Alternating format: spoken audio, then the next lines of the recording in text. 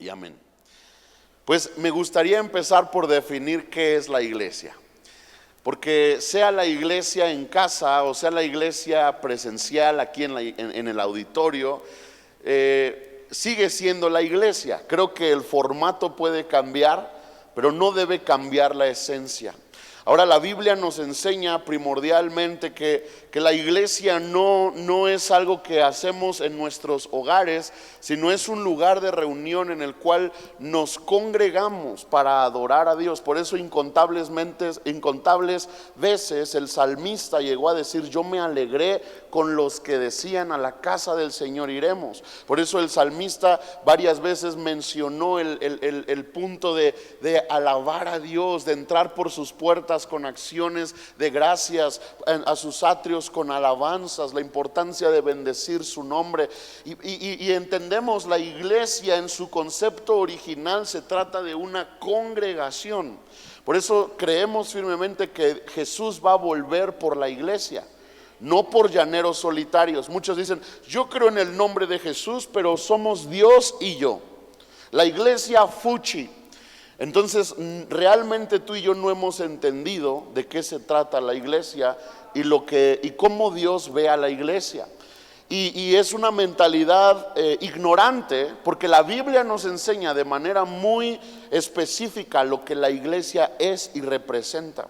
Entonces creemos firmemente que Cristo volverá por segunda vez, pero volverá por una iglesia, una congregación, no por llaneros solitarios.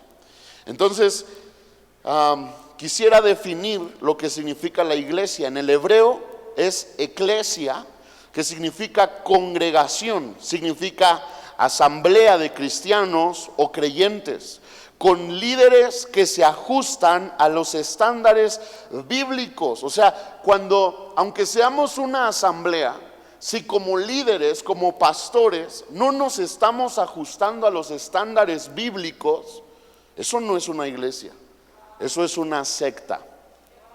Hay muchos grupos de gente que se reúnen en nombre de Dios, pero no están buscando los estándares de la palabra de Dios, y eso es un error.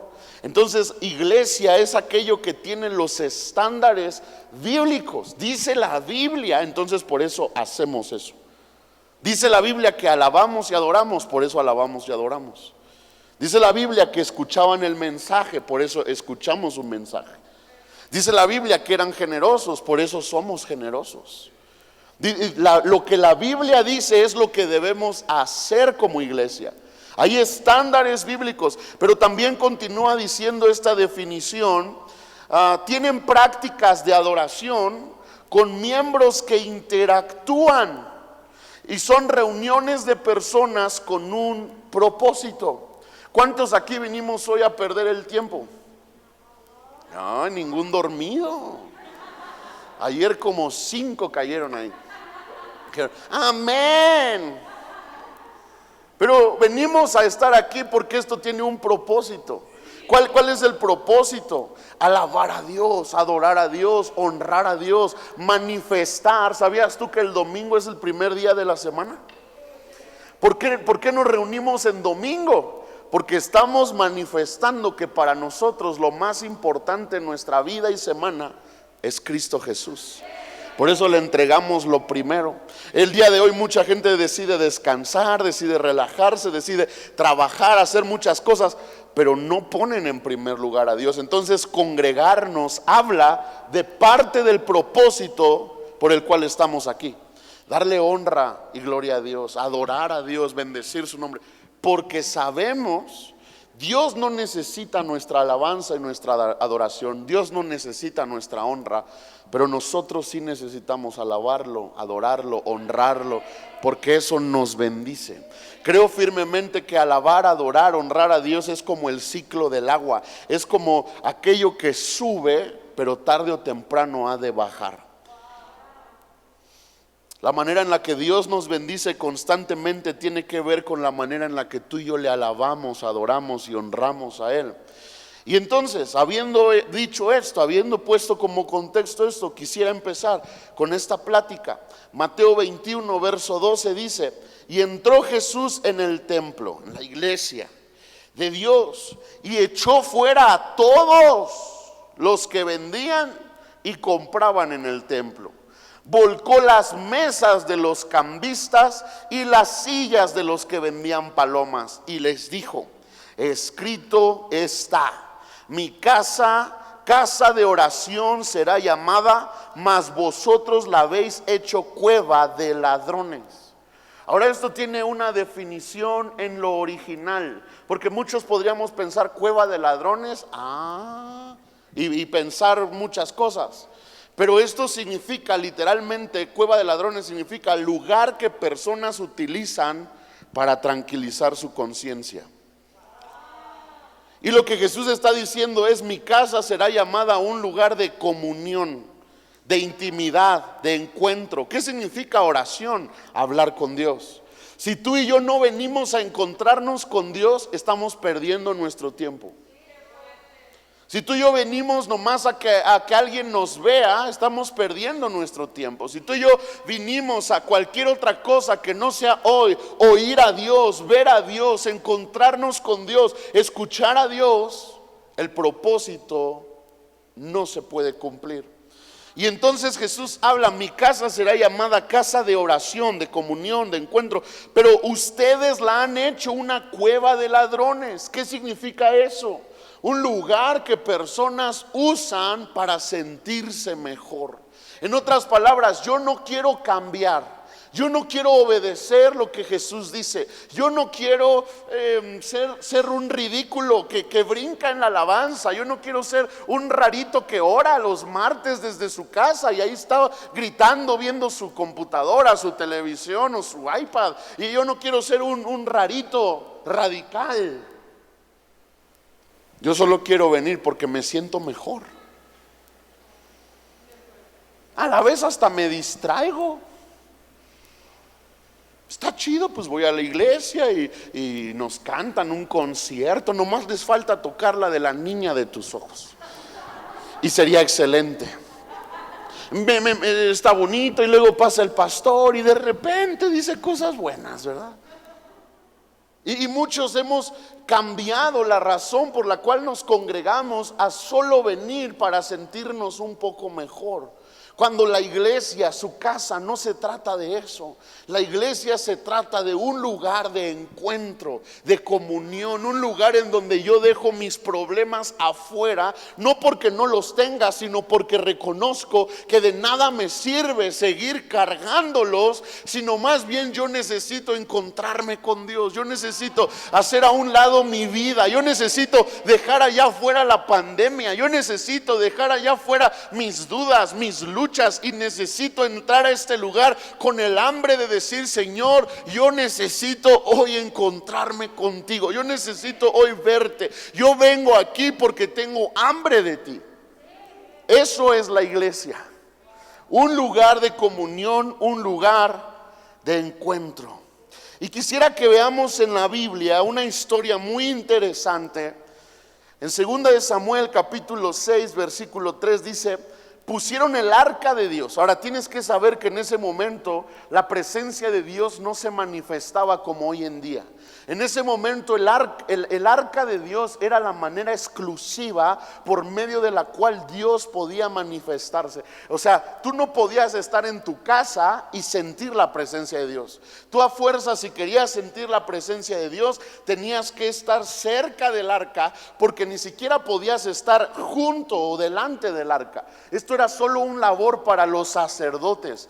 Y incluso los sacerdotes morían si no se purificaban antes de presentarse ante el arca de Dios.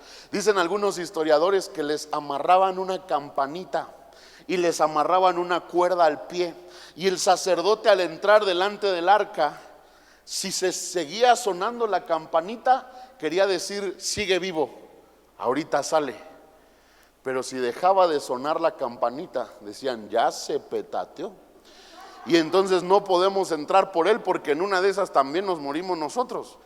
Y lo empezaban a jalar con la cuerda que le amarraban al pie y lo sacaban, y efectivamente estaba muerto. Entonces, estar delante del arca de la presencia de Dios era algo muy exclusivo para los sacerdotes. pero era también un asunto. Era la única forma por medio de la cual Dios podía manifestarse. Entonces dice, pusieron el arca sobre un carro nuevo y la llevaron de la casa de Abinadab, que estaba en el collado, y Usa y Ahio, hijos de Abinadab, guiaban el carro nuevo. Y cuando lo llevaban de la casa de Abinadab, que estaba en el collado, con el arca de Dios, Ahio iba delante del arca, y David y toda la casa de Israel danzaban delante de Jehová con toda clase de instrumentos de madera, de haya, con arpas, salterios, panderos, flautas y címbalos. Pero cuando llegaron a la era de Nacón, Usa extendió su mano al arca de Dios y la sostuvo, porque los bueyes tropezaron, y el furor de Jehová se encendió contra Usa, y lo hirió allí Dios por aquella temeridad, y cayó allí muerto junto al arca de Dios. Qué escena tan fuerte. Se murió por tratar de rescatar el arca de Dios. Constantemente, en muchas ocasiones yo me he preguntado, ¿por qué permitiste que Usa muriera? O sea, yo digo, Señor, si yo tuviera un Usa en mi equipo de trabajo, daría gracias por él, porque no dejó que se cayera el arca, la sostuvo. Si hay anfitriones como Usa, yo diría gloria a Dios, porque no dejan que las cosas se caigan, las sostienen. Pero Dios, ¿por qué mataste a Usa? ¿Por qué? Y hay una respuesta en Números 7, verso 6, dice, Números 1:51, dice, y cuando el tabernáculo haya de trasladarse, Dios dando una instrucción acerca de cómo debía trasladarse, los levitas lo desarmarán, y cuando el tabernáculo haya de detenerse, los levitas lo armarán, y el extraño que se acercare morirá. Número 7, verso 6, hablando de esto mismo, dice, entonces Moisés recibió los carros, los bueyes, los dio a los levitas, 2 carros y 4 bueyes dio a los hijos de Gersón conforme al ministerio, y a los hijos de Merari dio 4 carros, 8 bueyes conforme a su ministerio, bajo la mano de Itamar, hijo del sacerdote Aarón. Pero a los hijos de Coat no les dio, porque llevaban sobre sí en los hombros el servicio del santuario. En otras palabras, Dios había ordenado cómo debía ser cargada la presencia de Dios, cómo debía ser llevada el arca. Dios tenía ya en su corazón el cómo debía ser. Ahora, algunos quizás estamos oyendo esto y decimos, ay, ¿eso qué tiene que ver conmigo?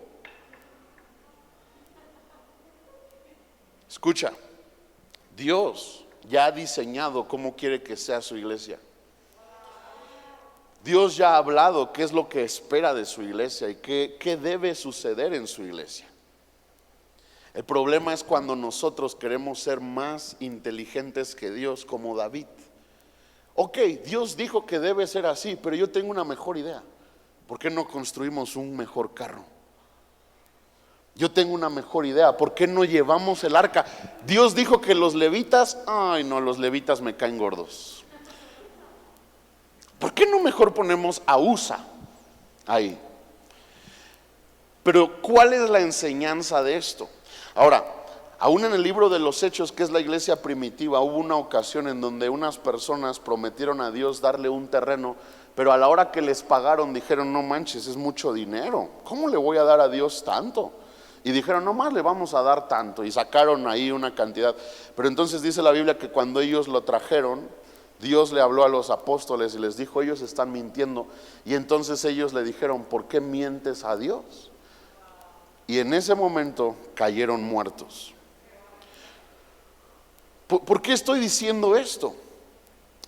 Porque si queremos realmente el modelo original que Dios tiene para su iglesia, si queremos realmente la manifestación de la presencia de Dios, esa presencia gloriosa, esa presencia impetuosa, esa presencia para la cual no hay nada imposible, esa presencia que sana al enfermo, que libera al cautivo, esa presencia que restaura matrimonios, si queremos realmente esa presencia de Dios, debemos entender que esa presencia de Dios es celosa.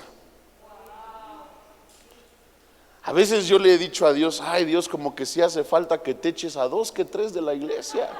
Es broma, puede reírse. Bueno, que los que no se rieron, llévatelos. No, no sé. Los que están en casa, Señor, llévatelos. No sé. Van a trabajar, van a hacer todo, pero no vienen a la iglesia, llévatelo. No, es broma, es broma. Es un meme para que se rían. Pero, ¿sabes una cosa? Si realmente queremos el peso de la presencia de Dios, debemos entender que eso trae responsabilidades y consecuencias.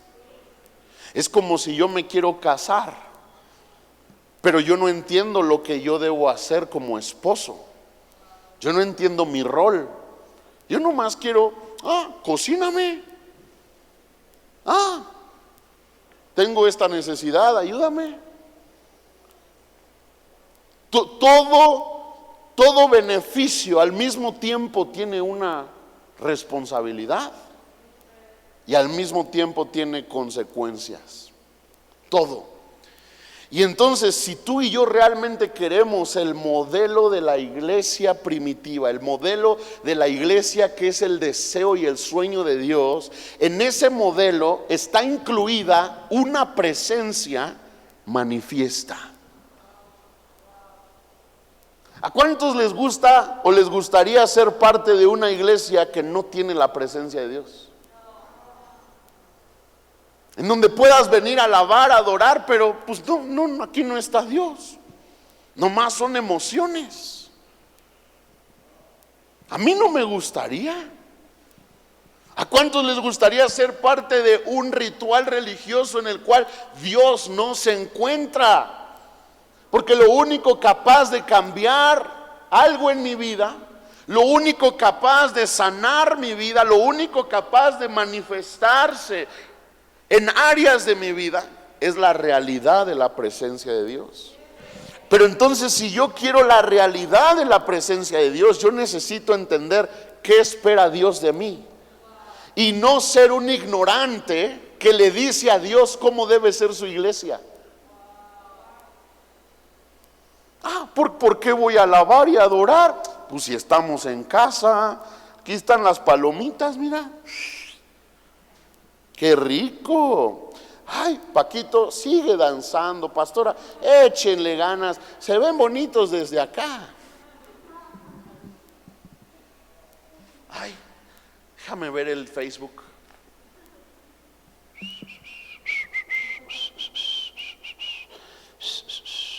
Ay, los niños, súbeles, a ellos ponles la tele, tú y yo el celular, el más chiquito, sí, que ni se oye. Pues ¿para qué queremos ir al pastor? Ven nomás lo que está predicando. A los niños ponles la tele, que se escuche fuerte. Tenemos a veces nuestras ideas de cómo es la iglesia, de cómo debe ser la iglesia. Es mi casa. ¿Por qué voy a ser raro? ¿Por qué voy a ser religioso? ¿Por qué voy a ponerme delante de una pantalla a alabar y adorar a Dios? ¿Por qué voy a danzar? ¿Por qué voy a oír un mensaje con atención? Estoy en mi casa, ¿quién me ve? El punto es que eso es ser un Usa. Eso es ser un David ignorante. Porque Dios ya tiene un diseño. Dios ya espera algo de mí y de ti. Ahora David entendió esto y David lo vuelve a intentar. Yo quiero animarte a que hoy no solo digas chispas. Yo sí tengo varios errores en la manera en la que hago iglesia, pero entonces por eso pues mejor pues ya no quiero ser parte de la iglesia. Por eso mejor ya ni me voy a conectar. Que por cierto, me duele mucho, pero cuando la iglesia se vuelve en casa, muchos dejamos de conectarnos. Muchos lo vemos como una oportunidad. Ya no hay iglesia, vámonos más temprano a nuestro negocio. Ya no hay iglesia, vámonos a Pátzcuaro. Pero hay pandemia, no nos bajamos del carro.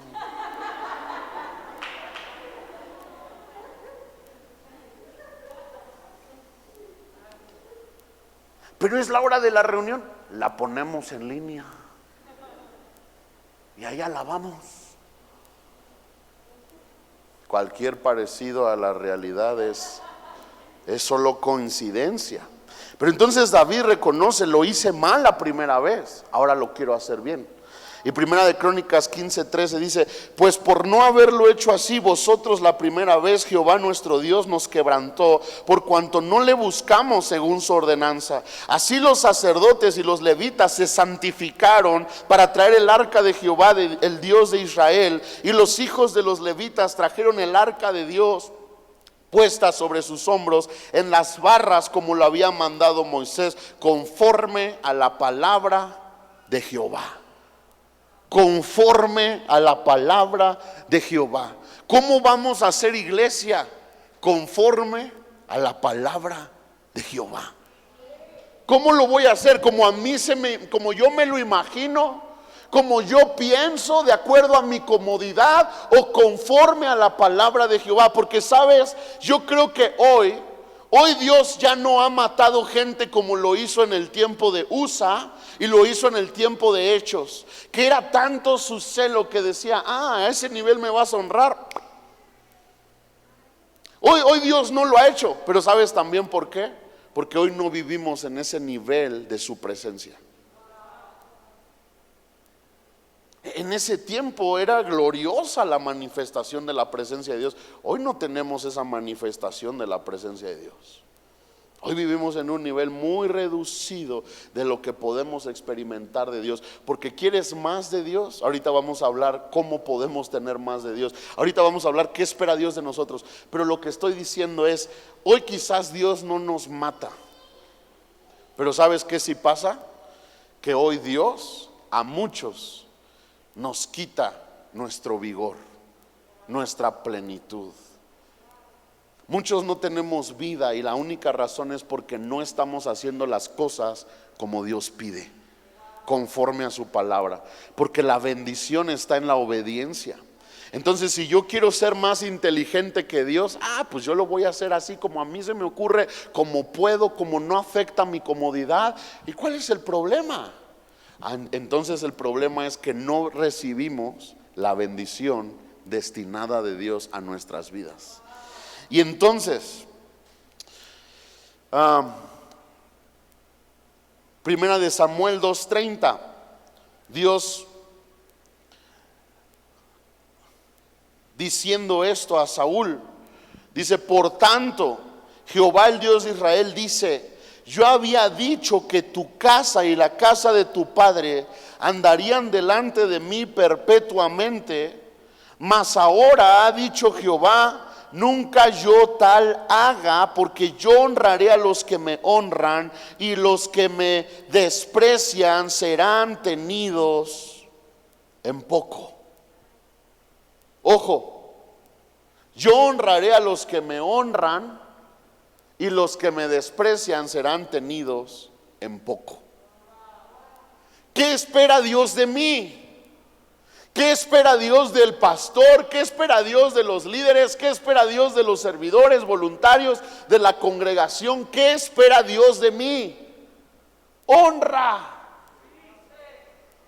Yo honraré a los que me honran. Hay una promesa. Yo te voy a honrar si tú me honras, pero los que me desprecian serán tenidos en poco. En otras palabras, el día que se escriba tu historia, se va a definir si fuiste un hombre que honró a Dios o que no lo honró. Siempre en la historia yo veo dos clases de gente: gente que impacta o gente que uno dice: ¿y este quién es? El día que se escriba la historia de tu vida, ¿cómo se va a escribir? ¿Como alguien que honró a Dios? ¿O ¿y este quién es? Lo que impacta y trasciende en esta vida no se trata de, dice el libro de Eclesiastés, todo debajo del sol ha sido hecho. O sea, ¿tú crees que le impactamos a Dios con hacer cosas que ya han sido hechas? ¿Tú crees que le impactamos a Dios con edificar una iglesia más hermosa? ¿Tú sabes la gloria que tenía la iglesia de Salomón? Tenía oro, y mucho oro. Lo que hacemos hoy en día para Dios no impacta hasta que reconocemos que lo único que impacta al corazón de Dios es cuando tú y yo obedecemos a Dios, nos volvemos a Dios. Por eso Dios, el día que nos paremos delante de Él nos va a decir: ¿y tuviste casa propia? ¿Y de cuánto por cuánto? ¿Y tenías jardín? Sí. ¿Y le podías dar de comer a tus hijos todo lo que querían? ¿Y les podías comprar todo lo que querían? Eso no impacta a Dios. Lo que impacta a Dios es la obediencia, rendición, volvernos a Él. Y entonces Dios ahora se arrepiente de su promesa sobre personas que le deshonraron. Dios honra a quienes le honran, pero a los que no le honran son tenidos en poco, se vuelven miserables. Por eso hay matrimonios que son tenidos en poco. Por eso hay familias que son tenidas en poco. Por eso hay vidas que son... ¿Qué podemos imitar de esa vida? Nada, nomás aprender lecciones. Yo no quiero ser así. Dios, guárdame de ser un matrimonio así. Dios, guárdame de tener hijos así. Primera de Samuel capítulo 5 versículo 1 dice: cuando los filisteos capturaron el arca de Dios, la llevaron desde Ebenezer hasta Asdod. Y tomaron los filisteos el arca de Dios y la metieron en la casa de Dagón. La pusieron junto a Dagón. Y cuando al siguiente día los de Asdod se levantaron de mañana, he aquí Dagón postrado en tierra delante del arca de Jehová. O sea, Dagón era un dios, Dagón era un ídolo, Dagón era una gran como artesanía que tenían los filisteos. Pero lo meten el arca de Dios a la casa de Dagón, y al otro día Dagón está postrado delante del arca de Jehová. Y tomaron a Dagón y lo volvieron a su lugar. Y volviéndose a levantar de mañana al siguiente día, he aquí que Dagón había caído postrado en tierra delante del arca de Jehová, y la cabeza de Dagón y las dos palmas de sus manos estaban cortadas sobre el umbral, habiéndole quedado a Dagón el tronco solamente. Por esa causa los sacerdotes de Dagón y todos los que entran en el templo de Dagón no pisan el umbral de Dagón en Asdod hasta hoy. Y si seguimos leyendo, mientras ellos seguían teniendo el arca, les empiezan a salir tumores en el cuerpo, solo por tener el arca de la presencia de Dios, pero deshonrarla. O sea, ¿por qué la estaban deshonrando? Es el arca métale ahí a la casa de Dagón. No pasa nada. Mira, ahí tenemos un trofeo más, le ganamos al pueblo de Dios. Y al otro día Dios empieza a reír más fuerte. Se les cae el ídolo, al otro día le corta la cabeza, le corta los brazos, le corta las piernas. Y después empieza a enfermar la gente. Al punto que ellos reconocen: tenemos que devolver el arca a los israelitas. Y entonces, ¿sabes cómo lo hacen? No nomás así: tráete ese burro sarnoso que ya queremos deshacernos para que se vaya ya a Israel. No, dice la Biblia que trajeron los mejores bueyes, los más gordos, los más hermosos, los de más alta calidad. Y ahí ponen el arca, el carro del arca, y la llevan a Israel. Y dice la Biblia que en ese instante los filisteos fueron sanados. ¿Por qué estamos hablando de esto? Porque la presencia de Dios en el lugar incorrecto es peligroso. ¿Seguro que quieres llevarte la iglesia a tu casa? ¿Seguro que quieres la presencia de Dios en tu casa? Porque la presencia de Dios no solo sana, libera y restaura. La presencia de Dios también confronta. La presencia de Dios también mata lo que tiene que matar. La presencia de Dios es poderosa, no es un osito de peluche. La presencia de Dios se siente un calorcito bien bonito. No nada más es eso la presencia de Dios. Cuando verdaderamente la presencia de Dios está en un lugar, las evidencias son muchas. Hay cambios, hay transformación, hay vidas redimidas, hay vidas rendidas, hay vidas sensibles. Segunda de Samuel 6:11 dice: y estuvo el arca de Jehová en casa de Obed-edom geteo 3 meses, y bendijo Jehová a Obed-edom y a toda su casa. Más adelante dice en segunda de Samuel 6:12: fue dado aviso al rey David diciendo: Jehová ha bendecido la casa de Obed-edom y todo lo que tiene a causa del arca de Dios. Escucha esto, ayúdame, Monse. David dijo: tiene un alto costo traer la presencia de Dios, porque si no lo hacemos bien, gente puede morir. Porque si no lo hacemos bien, en vez de ser bendecidos, vamos a ser confrontados. Pero después que la presencia de Dios está en la casa de Obed-edom, sucede que Obed-edom es grandemente bendecido en todo. Siempre he pensado que cuando Dios bendice a alguien, se nota. O sea, si yo soy el que tengo que decir que Dios me ha bendecido, realmente Dios no me ha bendecido. Porque cuando Dios bendice a alguien, yo no tengo que decirlo. Es evidente. Cuando Dios bendice un matrimonio, yo no tengo que andar diciendo: mi matrimonio está bien. Ay, nos queremos harto, ¿verdad, mi amor? Dame esos deditos de pollo chueco. Cuando Dios está en un matrimonio, es evidente. Cuando Dios está con mis hijos, yo no tengo que andar diciendo: ay, es que mi hijo es como el levita del Señor, es que mi hijo es un profeta. No, eso se hace evidente. Todos pueden reconocer que Dios está con tu hijo. Tú no tienes que andarlo disculpando. Ay, perdón, mi hijo no vino, es que le duele harto la cabeza. Pero bueno, no voy a contar más, no vaya yo a pisar ahí algún callo y entonces sí. Cuando Dios está en un lugar, a veces me ha pasado algo bien chistoso, que un familiar de alguien me dice: pastor, hoy no vino mi mamá porque se quedó dormida. Y luego viene otro familiar y me dice: ay, pastor, es que mi mamá está bien enferma. Una vez me dijo un niño, dice: pastor, no vino mi hermano porque ayer se puso una borrachera. Y luego su papá me dice: ay, pastor, está bien enfermo mi hijo.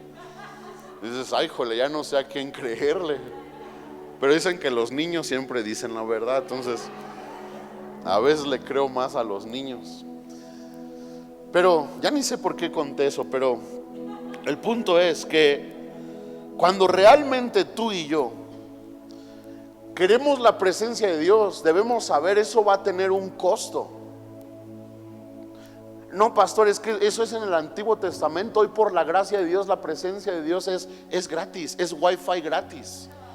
Ah, sí. Yo veo en la Biblia que Jesús, cuando llegó con los gadarenos, hizo libres a los endemoniados, pero mandó los demonios a los puercos.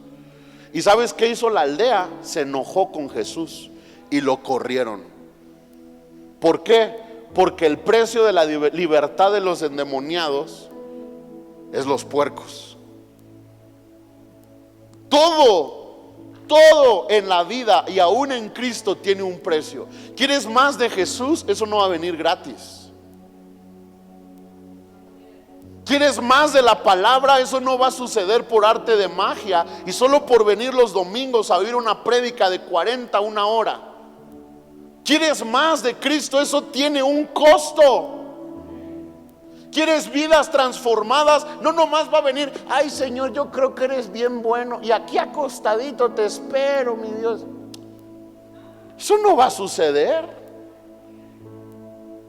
Queremos una manifestación de la presencia de Dios. Eso tiene un costo, y el costo no es lo que yo pienso que debe ser. El costo no es lo que yo idealizo que debe ser.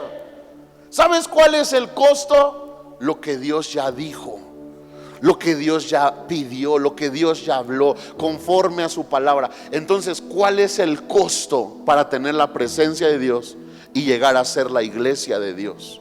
Solo uno: honrarlo. Yo honro a los que me honran, pero los que me desprecian serán tenidos en poco. Por eso hay muchos que piden mucho, pero no ven nada. Buscan mucho, pero no encuentran nada, porque solo Dios quiere una cosa: honra. Y entonces cuando David dice, aunque es alto el costo, yo veo a Obed-Edom y yo quiero ser bendecido también. Tener la presencia de Dios puede tener un alto costo, puede exigirme cosas en mi vida que quizás la presencia de Dios me va a pedir dejar ciertas amistades, dejar ciertos familiares. Me encanta cuando escucho testimonios de muchos de ustedes que me dicen: pastor, me he tenido que alejar de ciertas personas en mi familia, porque siempre que voy a su casa todo es estar tomando, fumando, y yo ya no quiero más de eso para mi vida. El problema es cuando decimos: pero es mi familia, no pasa nada. Y al rato, ¿qué pasó? Pues volvió a caer. Porque si no eres radical en tus convicciones, no vas a ser diferente, vas a ser igual. Solo lo único diferente es que vienes a la iglesia. Pero ¿de qué te sirve? Tener la presencia de Dios tiene un alto costo. Honrarlo.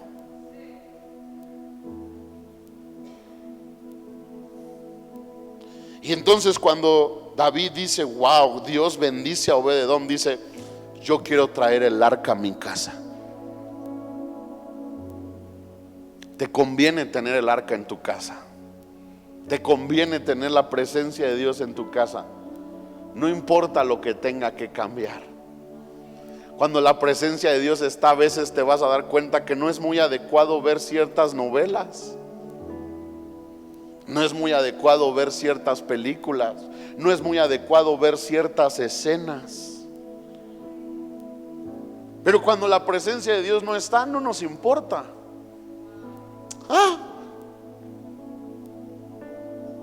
Haz lo que quieras, vive como quieras. ¿Cuál es el problema? El problema es que entonces sin la presencia de Dios no vas a poder ser bendecido. Lo único en esta vida que bendice es su presencia. Lo único en esta vida que nos da plenitud es su presencia. La presencia manifiesta de Dios trae vida o muerte, bendición o maldición, levanta o quita, enriquece o empobrece. Pero ojo, todo lo que Dios hace lo hace por amor. Cuando Dios me ha quebrantado a mí, yo tengo que reconocer que lo hace por amor. Algunos tenemos un problema con pensar que cómo puede alguien disciplinarme en amor. ¿Sabes cuál es la verdad de la disciplina? Alguien que te disciplina te ama porque no te quiere ver ser un mediocre en tu vida. No hay nada peor que un padre pueda hacerle a su hijo que no disciplinarlo, porque estás haciendo un hijo mediocre. Un hijo que mientras tenga papá, qué chido, mi papá me resuelve todos los problemas. Pero ¿qué crees? No eres eterno. Y el día que tú no estés, se va a enfrentar a un sistema que se llama vida, en donde las cosas no se hacen como quieres hacerlas. Las cosas necesitan de disciplina. Las cosas necesitan de trabajo, de esfuerzo, de entrega, de muchas cosas. Pero ¿qué crees? Que aún Dios es un Dios de disciplina. Aún Dios es un Dios que sí pide de nosotros cosas. Y el problema de muchos que tenemos un shock porque decimos: pues si mi papá nunca me pidió nada, mi papá nunca me pidió esforzarme. ¿por qué me voy a esforzar en ir a la oración? ¿Por qué me voy a esforzar en levantarme temprano para ir a la iglesia? ¿Por qué me voy a esforzar en servir a Dios? Y estamos creando hijos mediocres que no podrán seguir a un Dios real y poderoso. Seguir a Dios requiere de entrega, disciplina, pasión. ¿Quieres o no quieres? Así de sencillo. Frío o caliente, sencillo. Y entonces la presencia manifiesta está en donde es honrada. De nosotros depende que nuestros hogares sean lugares de comunión o cuevas de ladrones. Usa murió porque creyó que podía cargar el peso de su presencia sin honrarla. Y sabes, la iglesia no es iglesia sin Dios. Si no tenemos la presencia de Dios, entonces no somos la iglesia de Dios. La iglesia es iglesia sin mí y sin ti, pero no sin Dios. Una iglesia es la iglesia de Dios porque Dios está ahí.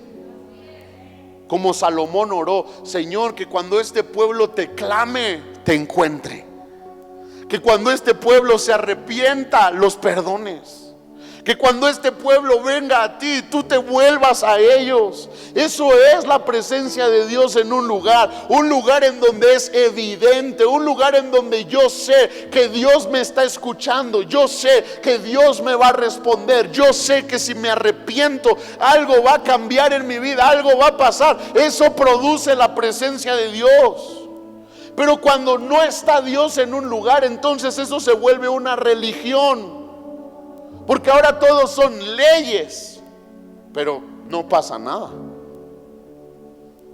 ¿Quién sabe si Dios responda? ¿Quién sabe si Dios haga? ¿Quién sabe si Dios pueda? La presencia verdadera, real, manifiesta de Dios tiene un precio. Y muchos hemos dejado de honrar a Dios. De nada sirve que el pastor o los hermanos piensen bien de nosotros si realmente no estamos honrando a Dios. Yo podría pensar bien de ti, verte y decir: wow, mira Alvarito, llegó bien puntual hoy, se vino arregladito, perfumadito. Pero qué tal que Dios ve a Álvaro y dice: Alvarito, ¿por qué no me has entregado esa idolatría en tu corazón? Es solo un ejemplo, O sea, de nada sirve cómo yo te pueda ver a ti. De nada sirve lo que yo piense de ti. De nada sirve: oh, mira, mi hermano Jera llegó puntual, llegó peinadito. O que yo diga: mira, fulano siempre llega tarde. Porque Dios es el que ve el corazón. Y entonces Dios dice: este llega puntual, pero su corazón no está en mí. Y este llegó tarde, pero no sabes lo que atravesó para llegar aquí. No sabes todos los problemas que tuvo. ¿Sabías que hay mujeres que sus esposos las golpean por venir a la iglesia? Y las golpean cuando vuelven a su casa.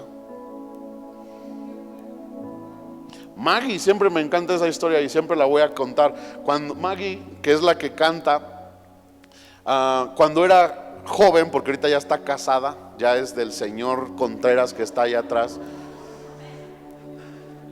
Pero Maggie, cuando era una señorita y yo era el líder de jóvenes, siempre llegaba a las reuniones y le decía: Maggie, y la empezamos a conocer y nos dice: es que yo me escapo para venir a la iglesia porque mi mamá no me deja. Espero no esté viendo esto tu mamá, y si lo está viendo, Señor, tócala en este momento. Pero se tenía que escapar para venir a la iglesia. Y otros que sus papás vienen a la iglesia ni venían. Ella una vez nos contó cuando se bautizó que tuvo que, quién sabe, un día no lo vas a tener que contar, pero se tuvo que ingeniar cómo hacerle para, ya me acordé, se salió con una ropa pero traía otra ropa, porque dijo: mi mamá se va a dar cuenta si llego cambiada de otra ropa. Y entonces dice que llegó a la iglesia, se cambió de otra ropa, se bautizó y metió esa ropa en su bolsita y se volvió a poner la otra ropa. Ahora, normalmente tú y yo celebramos a nuestros familiares cuando se bautizan. Es como, pero ¿te imaginas llegar a tu casa y nadie sabe que te bautizaste? Pero solo tú sabes que lo estás haciendo para Dios. Eso es al punto que voy. Dios ve todo. Si Dios ve las aves del cielo, ¿crees que Dios no ve tu actitud en su casa? Si Dios ve las aves del cielo, ¿crees que Dios no ve tus motivaciones? Dios ve todo. Por eso no importa qué piensa de mí el pastor. Ahora, sí creo que cuando crezco en gracia delante de Dios, automáticamente crezco en gracia delante de la gente, porque es bíblico. O sea, los que dicen, pues Dios y yo y ya, con que Dios piense bien de mí, los demás, mira, te tengo una mala noticia, eres antibíblico. Porque crecer en gracia delante de Dios te va a poner en gracia delante de la gente. No de todos, pero sí de algunas personas. Por eso dice la Biblia, por sus frutos los conoceréis. Mira, hay los frutos en esta persona de permanencia, de carácter, de excelencia. Hay frutos de adoración, hay frutos de amar a Dios, hay frutos. Pero decir es que yo amo harto a Dios, nomás que no hay ningún fruto, pero nadie lo sabe, pero Dios sí lo sabe. Ay, jole, acuérdate que un día muchos se van a parar delante de Dios y Dios va a decir, yo nunca te conocí, apártate de mí, hacedor de maldad. En tu casa nadie te ve alabar y adorar, pero Dios sí te ve. En tu casa nadie te ve honrar su palabra, pero Dios sí te ve. Quizás nadie te ve ser fiel con Dios en tus diezmos y ofrendas, pero Dios sí te ve. ¿Por quién lo haces? Hay muchos que hoy en día estamos evidenciando que hacemos lo que hacemos para honrar a alguien y no a Dios. La iglesia en línea pone a prueba si vivimos para honrar a Dios o para que los hombres nos vean. Y al final del día la opinión más importante sobre nosotros es la de Dios, no la de la gente. Y quiero terminar, Efesios 1:23 dice, la iglesia es el cuerpo de Cristo. Él la completa y la llena. Y también es quien da plenitud a todas las cosas en todas partes con su presencia. En otras palabras, la iglesia es completada y llenada, no cuando viene gente, cuando Él está. La iglesia es completa y llena, no cuando está el pastor o no cuando viene un invitado. La iglesia está completa y llena cuando Dios está en la casa. La iglesia, dice la palabra, Él es quien da plenitud a todas las cosas en todas partes con su presencia. Solo su presencia le da plenitud a la iglesia. Solo su presencia llena la iglesia. Por eso Salomón edificó una iglesia para que fuera llena de su gloria. En Primera de Reyes 8:10 dice, y cuando los sacerdotes salieron del santuario, la nube llenó la casa de Jehová, y los sacerdotes no pudieron permanecer para ministrar por causa de la nube, porque la gloria de Jehová había llenado la casa de Jehová. Primera de Reyes 8:12 dice, entonces dijo Salomón, Jehová ha dicho que él habitaría en la oscuridad, yo he edificado casa por morada para ti, sitio en que tú habites para siempre. La iglesia se trata de Él. Señor, si un día volvemos a la iglesia en casa, yo quiero animarte a, si estás con tu esposa, con tus hijos, decir, Dios, en primer lugar te damos la bienvenida a ti. Si tú estás, esta iglesia está completa. Ay, mamá, pero mi papá no quiere venir. Hijo, si Dios está en nuestra reunión, esta iglesia está completa. Ay, papá, pero mis hermanos no quieren venir. Si Dios está, esta iglesia está completa. Si eres una mujer y te toca estar sola viendo la transmisión porque tus hijos no quieren, tu esposo no quiere, esa iglesia está completa. Si Dios está ahí. Pero dale honra a su presencia. Aunque estés delante de una pantalla, ponte en pie, porque no lo estás haciendo para nadie, lo estás haciendo para Él. Alaba, aplaude, brinca, levanta tus manos, póstrate, alaba a Dios, adora a Dios. Y si tu familia que no es cristiana después te juzga, diles: no me importa. Critíquenme todo lo que quieran, digan de mí todo lo que quieran. Mi Dios está vivo y mientras yo viva le voy a dar lo mejor de mí. Punto final.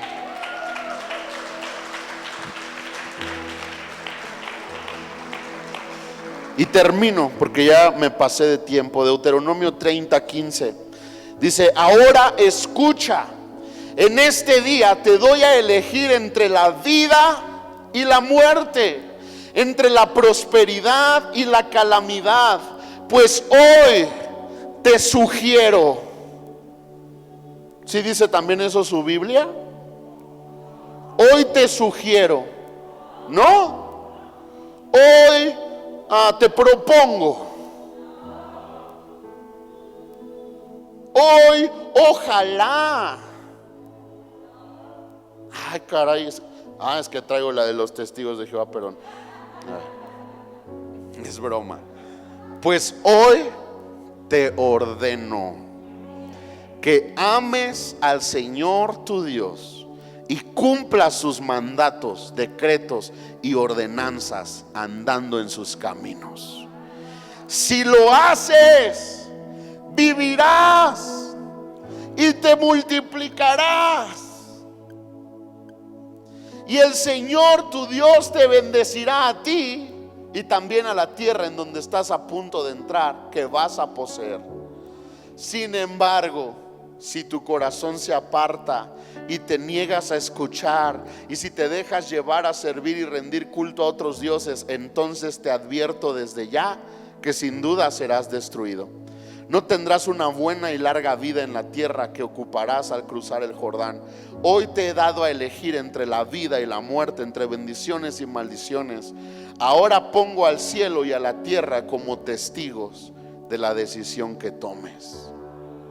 El día que nos paremos delante de Él, no vas a poderme llamar: pastor, edad que yo sí venía a todas las reuniones. Pastor, verdad de Dios, yo llegaba puntual. Porque ¿qué crees? Que Dios no me va a llamar a mí, ni a la pastora Chela, ni a nadie ese día. Dios va a llamar al cielo y la tierra. Y porque dijo: los he puesto por testigos. Y continúa diciendo, dice: pongo al cielo y la tierra como testigos de la decisión que tomes. Ay, si eligieras la vida, para que tú y tus descendientes puedan vivir. Puedes elegir esa opción. Mira, ¿qué tengo que hacer? ¿Qué espera Dios de mí? ¿Qué debo hacer como iglesia? Puedes elegir esa opción al amar, al obedecer y al comprometerte firmemente con el Señor tu Dios. Amar, obedecer, comprometerte. Esa es la clave para tu vida. Y si amas y obedeces al Señor, vivirás por muchos años en la tierra que el Señor juró dar a tus antepasados, Abraham, Isaac y Jacob. ¿Por qué no nos ponemos en pie un momento? Puedes levantar tus manos y decirle: Dios, yo quiero ser